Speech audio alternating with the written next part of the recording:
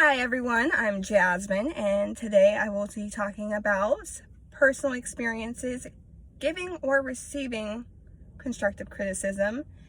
The three that I'm going to talk about, I'm sure many of you have definitely experienced yourself. Those three are employee evaluation, peer review, and progress reports or report cards. So the first one that I would like to talk about is employee evaluations. So at least at my job, which I work for the Hyatt, at the end of the year, we get employee evaluations where our managers basically tell us what they've seen from us performance-wise throughout the year and what we can do to be better the following year. And at the same time, they base our pay raise off of what they've seen throughout the year.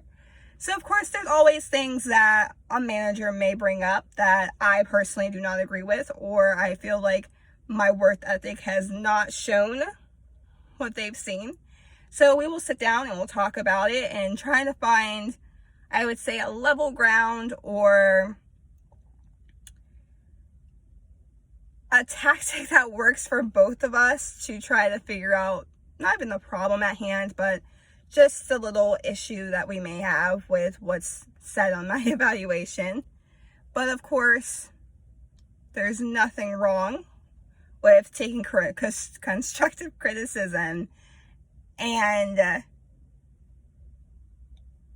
what's the word I'm looking for? Taking constructive criticism and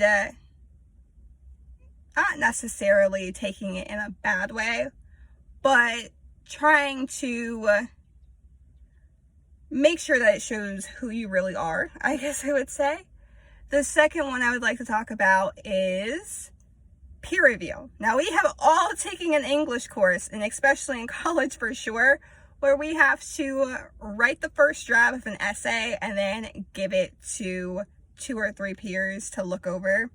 And I know personally, there's been times where I know I worked my butt off and I get that paper back and it is covered in marks, and I'm like, oh my gosh, I have a lot to redo. But at the same time, I know if I take these notes and I apply them, that my essay will probably be 10 times better than it was originally when I first started. And that's the thing about constructive criticism. Yes, it gives you positive things as well, but it also gives you not negative things, but just things that you can improve on.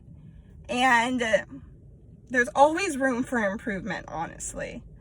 The third one, which once again we are all familiar with, and so am I, is progress reports and report cards. So throughout our adolescent years, we would get probably every 9 weeks, we would get report cards.